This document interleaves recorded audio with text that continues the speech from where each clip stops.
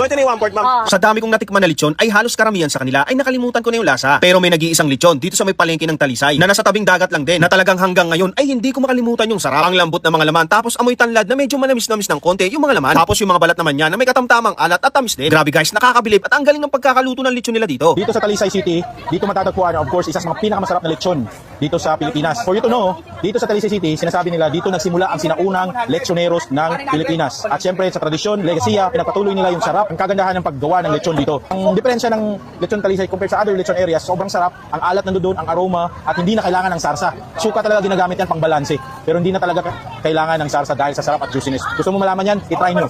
Hello ma'am, good morning. Good morning, sir. Ma'am, magkano naman po sa lechon nyo? 900 per kilo, sir. Magkano naman ma'am, yung ano, 1/4 lang, pwede ba? 1/4, 225, sir. Sige, order ako ma'am. Ma'am, ano yung pinakamabentang part sa lechon dito ma'am? Yung lechon, yung belly na part, sir. Bakit ma'am? Nandun kasi yung lasa, sir, yung timpla.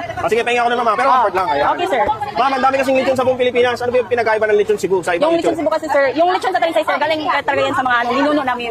Traditional, sir, yung native lechon. Ma'am, meron anong sauce na ginagamit niyo ma'am?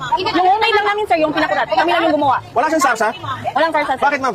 Ay, hindi talaga siya nilalagyan ng sarsa. Suka Yung talaga. sarsa, sir, is yan yung juice ng lechon. Okay. Pero yung sauce niya ma'am? Yung sauce, sir, is yung Suka.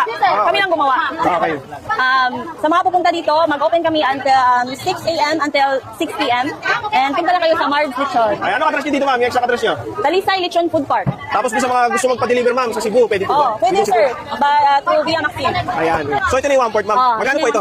225, sir, tas yung puso, 10 each. Ayan. So tikman na natin. Balat muna. Kung ano ba talaga. Ano balat oh. Medyo maalat nga siya ng konti, no? Malasa talaga yung mismo balat niya, guys. Malasa.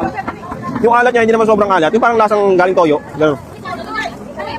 Tingnan muna natin yung